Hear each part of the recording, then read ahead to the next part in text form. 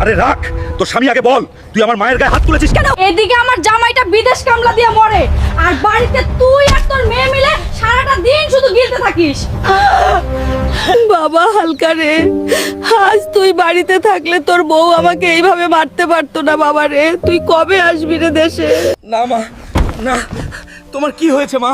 আমার আমার মন বলছে আমার মায়ের নিশ্চয়ই কোনো বিপদ হয়েছে। কালকেই আমি দেশে চলে যাব।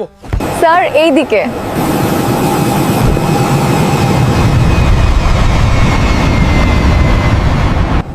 স্যার এইদিকে। মা, মাগো কই? তুমি দেখো তোমার ছেলে এসে পড়েছে। হালকা বাবা, তুই এসেছিস? তুই কেমন আছিস বাবা? গতকাল রাতে তোমাকে নিয়ে খুব বাজে একটা স্বপ্ন দেখেছি, তাই সব ফেলে ছুটে চলে এসেছি। বাবা, গতকাল তোর বউ আমাকে খুব মারছে রে বাবা। কি আসিয়ার এত বড় সাহস? আসিয়া, আরে জামাই, কেমন আছো তুমি? আরে রাখ, তোর স্বামী আগে বল, তুই আমার মায়ের গায়ে হাত তুলেছিস কেন? তার এই হাত আজ আমি ভেঙে দেব।